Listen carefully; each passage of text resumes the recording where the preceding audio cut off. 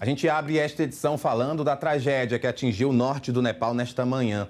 Um enchente no rio Botkoshi causou deslizamentos de terra e enxurradas de lama, deixou dezenas de mortos e centenas de pessoas desaparecidas.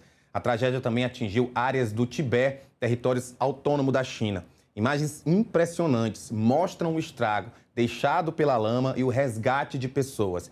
Segundo o Ministério das Relações Exteriores do Nepal, a enchente foi causada por um terremoto que gerou um deslizamento de terra e bloqueou o curso da água. O presidente Lula publicou uma nota lamentando a situação.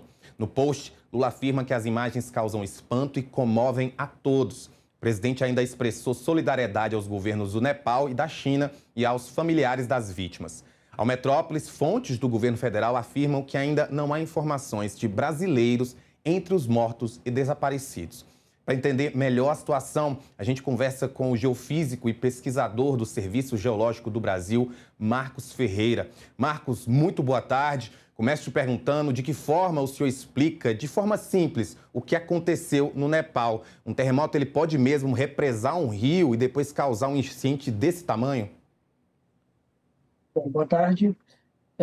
O tremor que foi registrado ali na região do Nepal foi um tremor de relativamente baixa magnitude. Nós estamos falando de um tremor de 4,4 a uma profundidade de 10 quilômetros. Esse tremor, embora tenha pouca energia, quando você tem uma situação que já está relativamente instável, ele pode ser o trigger, ou seja, o ponto de deslocamento daquela situação. Então, ele simplesmente é só o gatilho daquela situação estável, e aí você tem a decorrência da enchente, da avalanche que ocorreu ali com gelo e neve e água que foi naquela região. Ele costuma dar algum sinal de alerta antes ou, como a gente viu aí nas imagens horríveis, ele pega a população de surpresa? Depende muito de várias situações. Cada situação dessa ela é muito única na sua situação, no seu quando isso ocorre. Então, isso é muito variado. Às vezes, você pode ter situações que você tem microtremores registrados, às vezes, você pode ter situações que não tem e é direto. Então, é muito difícil e a gente não tem muitos dados ainda, a gente só tem dados dos eventos maiores, como esse 4.4, embora seja de baixa magnitude, mas a gente tem estações que é ao redor ali que você consegue registrar. Mas para avaliar em termos de eventos muito menores para pré-indicativos, você precisa de dados locais instalados naquela região para poder ser avaliados. Marcos, as imagens, elas, para nós brasileiros, essas de enxurradas, de lama passando, elas acabam trazendo aí umas lembranças da tragédia de Brumadinho. Existe alguma semelhança com o que aconteceu aí no Nepal, com essa que aconteceu aqui no Brasil? São eventos com características muito diferentes do teu ponto de origem, né? Nesse caso aqui, nós temos uma região que é uma região de montanha, que é uma região que você tem um curso de um rio que passa por ali, e você teve um evento de gatilho que foi um tremor de magnitude 4,4. Muito diferente do que nós tivemos aqui no Brasil, que é uma estrutura física, vamos dizer assim, de engenharia, e teve um, um rompimento e depois ocorreu. Então, assim, em termos de enxurrada e enchente, parecido, mas bastante diferentes em termos físicos do processo. E outra questão também que vem por conta do local onde aconteceu essa tragédia é que regiões montanhosas, como essa do Himalaia, elas são mais vulneráveis a esse tipo de acontecimento e por quê?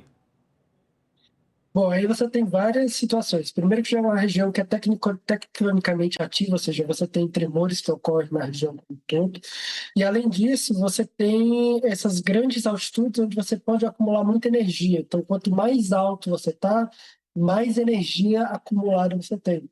E se você tem essa energia acumulada em grande quantidade e uma instabilidade, seja por gelo, por acomodação, por empilhamento, ou qualquer outro fator, você aumenta o nível de risco que pode ocorrer. Então, essas regiões muito montanhosas têm esse tipo de risco associado. Então, a gente vê avalanches e outras situações ocorrendo em diversas partes do mundo como um todo.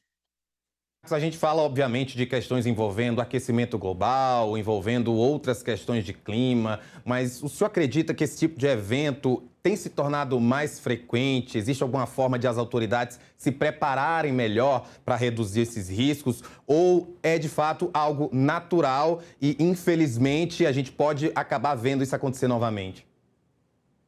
Bom, com relação a terremotos, não tem relação uma coisa com a outra. São eventos que não estão relacionados. Outros eventos climáticos que podem estar, como tufões e outras coisas, aí pode ter alguma relação, mas não, relacionada especificamente a tremores, não há nenhuma relação com o aquecimento global. E, por fim, como você acha que os governos podem trabalhar para tentar diminuir esses impactos? Porque, como o senhor deixou claro, infelizmente a gente não tem como traduzir ou prever ou fazer algo melhor contra os terremotos, mas dá para diminuir esse impacto para que a gente não veja cenas como essa acontecendo? Sim, muitas regiões que têm esse tipo de ocorrência já são previamente conhecidas, então você consegue colocar políticas públicas para construções, preparação da população civil, algumas obras de engenharia que suportam certos níveis de vibração, com relação a deslizamento de massa, você pode fazer monitoramento das regiões de riscos, obras de engenharia para poder tentar evitar colapsar outras situações. Então, existem soluções que podem ser utilizadas para mitigar um pouco a situação local. Marcos Pereira, muito obrigado por participar com a gente no Agora Metrópolis. Muito triste essa situação, mas que bom que pessoas como você, com conhecimento, podem trazer aqui e tentar elucidar um pouco a situação que ocorreu. Obrigado. Olha, e o Itamar